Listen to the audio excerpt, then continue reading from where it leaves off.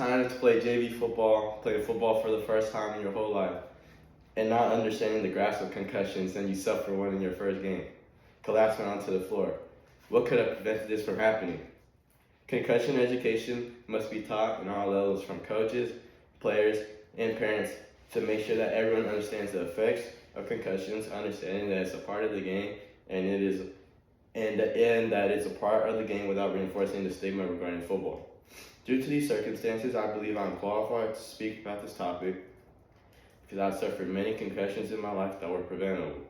With that, to protect the health and safety of our football players on all levels, concussion education must be mandatory for families, coaches, and athletes to ensure that everyone is educated about concussions, explain to everyone the misconceptions that come with concussions from playing football, and how we as a community can protect the players from further injuries.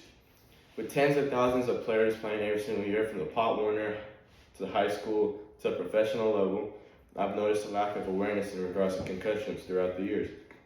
I've noticed players, families, and coaches not understanding the concept of when a player is concussed, making them continue to play even though they're concussed. In the article from Detroit Free Press called Calvin Johnson, Playing Through Concussions is Part of NFL Life, he mentions how NFL players play through concussions is a common practice within the league. In the article, it also mentioned how Johnson was not diagnosed with a concussion throughout his NFL career, yet he knew he suffered many concussions in his last year of playing in the NFL. This is important to point out because Johnson purposely did not tell his coaches so he could continue to play. Although he's a professional athlete, it is obvious that Johnson did not know any proper education about concussions and its effects, ultimately ignoring signs of concussion to continue to play for the Detroit Lions. As a community, we must prioritize the health of our young athletes to protect them from any long-term health issues going forward. Potential long-term health issues is chronic traumatic encephalopathy, aka CT, which is every player's worst nightmare. CT comes from rapid hits to the head. More hits to the head means that the nerve cells in the brain start to deteriorate. If all parties understand the impact that concussions have on an individual, it will show the importance of why concussion education must be mandated. The main cause of concussions I noticed is the lack of concussion testing amongst coaches, players, and players lying to avoid getting tested. I've noticed that most players brush off concussions when they get concussed, saying that they're okay just to continue to play. I'll say this after working with football on the collegiate and professional levels. I've noticed that these players lie about being concussed so they could continue to play and practice. Do I think it's the right move? No, but do I respect it? Of course, but I still don't think it's the right move. Some may argue that mandatory concussion education would cause a lack of participation in football, but studies show that it actually shows that concussion education increases the confidence while playing the game of football. Educating players and families about concussion education is key to allow the player to enjoy and have fun playing the sport. With the upcoming confidence knowing about concussions, they will be ready to play freely and not worry about getting hurt. Another issue I noticed was the lack of proper training in terms of tackling forms. In the article called At-Risk Tackling Techniques and Effects in NCAA Division I Collegiate Football by National Library of Medicine, most tackles in football occurred with their head facing down towards the ground. Improper tackling forms like this cause more head-to-head blows and more damage onto your vertebrae. In most cases in which a player became paralyzed after playing, it was because their head was down and their neck was in an improper position to where the vertebrae got the most damage. The big blow they sustained permanent damage in their neck and their vertebrae. So with that, coaches must understand how they can help their players out by having better tackling drills during practice. With lack of concussion testing and improper tackling forms, they both can be factors for concussions in your football athletes. Some reasons why teaching the importance of concussion education is important is because at the end of the day, the majorities of NFL players or football players in general face concussions if they know it or not. In the article called Head to Head, the National Football League and Brain Injury by NYU Langone Health, in November 2009, approximately 32 of the 160 NFL players were surveyed. 20% of them said that they have hidden or downplayed the concussion. Along with this, 50 players, 38% missed playing time due to a head injury.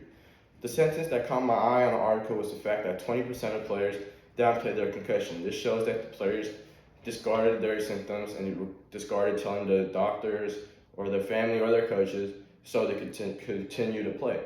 If they tell the truth, they would avoid putting themselves in further risk of getting CTE. Educating ourselves about concussion shows our commitment to the integrity of the game, keeping the health of all players in good shape. To add on about CTE, I believe just like coaches needing to learn CPR to help athletes in emergencies, concussion testing must be taught by every coach on the coaching staff to better support athletes, allowing them to stay healthy. To me, this is important because concussions continue to be unplayed and not detected by coaches.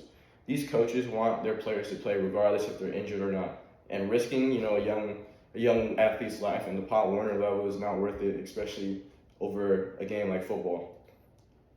You may ask, well, NFL players are too strong, they can't get CTE, they will lift a lot. The answer to that question is no. In the article called Aaron Hernandez, CTE, Worst Seen by BU Experts and a Young Person by Boston University, the former Patriots tight end had the most severe CTE case seen by any doctor. In summary, he was convicted of killing his own friend Odin Lloyd, and he was then sentenced to life in prison, then ended his life in 2017. His brain was then sent to test for CTE, and it came back that his brain, for a 27-year-old, had a hole in the middle compared to the normal brain of a 27-year-old. Hernandez's brain was much smaller and had a huge hole in the middle. Here's a picture of the difference. With that, CTE is known to affect memory loss, depression, anxiety, mood swings, and aggression. Others claim that concussion education isn't necessary because players know their bodies, but studies reveal players lack an understanding of long-term concussion effects. If players were taught the potential causes of playing football after suffering multiple concussions, they may have avoided the effects of a disorder like CTE in the long run. Ultimately, proper concussion education, parents will understand how to help their child if they potentially have a concussion, while the coaches understand how to put their players in a better position, while the players will be able to play the game they love without risking further injuries. Teaching all parties about concussion education will allow the narrative of the game of football to change, from being a sport to where you are guaranteed bad head injuries to understanding that it is avoidable. Because of this, I believe concussion education is the most important thing for coaches, players, and athletes to allow all parties a better time while playing football. Concussions are not an easy thing to diagnose. I have had many concussions and only went to the doctor once, and it was for neck pain. Educating ourselves about concussions is important for the future and success of football. Thank you.